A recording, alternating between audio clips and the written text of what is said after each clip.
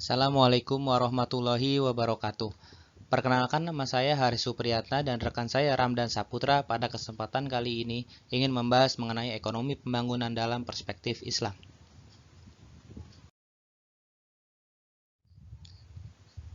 Pembahasan yang pertama, kita akan membahas mengenai definisi. Yang pertama yaitu mengenai pertumbuhan dan perkembangan ekonomi. Perkembangan dalam perekonomian yang menyebabkan barang dan jasa yang diproduksikan dalam masyarakat meningkat, yang selanjutnya diiringi dengan peningkatan kemakmuran masyarakat. Yang kedua, definisi dari pertumbuhan ekonomi menurut Islam, yaitu suatu peningkatan yang dialami oleh faktor produksi tidak dianggap sebagai pertumbuhan ekonomi, jika produksi tersebut misalnya memasukkan barang-barang yang terbukti memberikan efek buruk dan membahayakan manusia. Yang ketiga, perkembangan ekonomi menurut Islam, proses untuk mengurangi kemiskinan serta menciptakan ketentraman, kenyamanan, dan tata susila dalam kehidupan. Yang terakhir yaitu pembangunan ekonomi Islam bersifat multidimensi.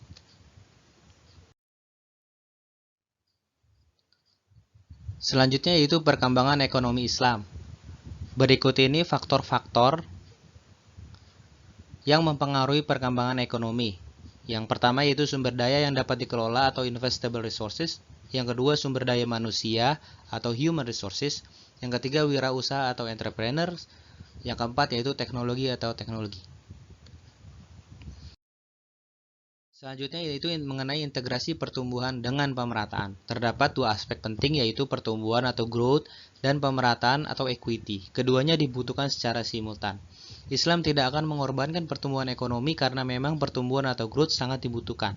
Pada sisi lain, Islam juga tetap memandang pentingnya pemerataan karena pertumbuhan ekonomi tidak menggambarkan kesejahteraan secara menyeluruh.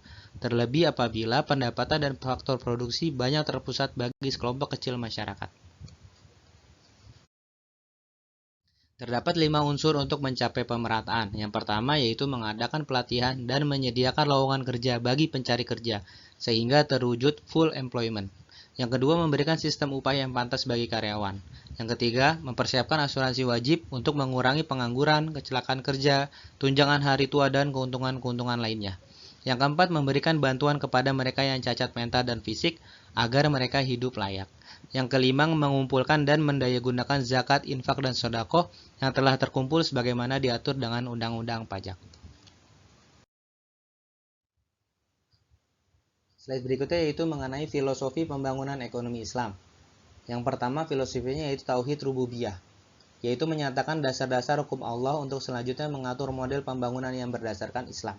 Yang kedua, keadilan, yaitu pembangunan yang tidak pincang atau senjang, tetapi pembangunan yang ekonomi yang merata, grow with equity. Yang ketiga, khilafah, yaitu menyatakan bahwa manusia adalah wakil Allah di muka bumi untuk memakmurkan bumi dan bertanggung jawab kepada Allah tentang pengelolaan sumber daya yang diamanahkan kepadanya. Yang keempat yaitu tazkiyah, yaitu mensucikan manusia dalam hubungannya dengan Allah, sesamanya, dan alam lingkungannya, masyarakat, dan negara.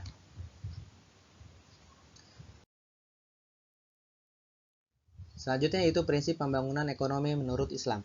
Pembangunan ekonomi dalam Islam bersifat komprehensif dan mengandung unsur spiritual, moral, dan material. Fokus utama pembangunan adalah manusia dengan lingkungan kulturalnya. Yang ketiga, pembangunan ekonomi adalah aktivitas multidimensional. Yang keempat, penekanan utama dalam pembangunan menurut Islam terletak pada pemanfaatan sumber daya yang telah diberikan Allah kepada umat manusia dan lingkungannya semaksimal mungkin. Yang kedua, pemanfaatan sumber daya tersebut melalui pembagian dan peningkatannya secara merata berdasarkan prinsip keadilan dan kebenaran. Islam menganjurkan sikap syukur dan adil dan mengutuk sikap kufur dan zalim. Demikianlah presentasi yang telah kami sampaikan. Kurang lebihnya kami mohon maaf. Billahi taufiq wal hidayah. Wassalamualaikum warahmatullahi wabarakatuh.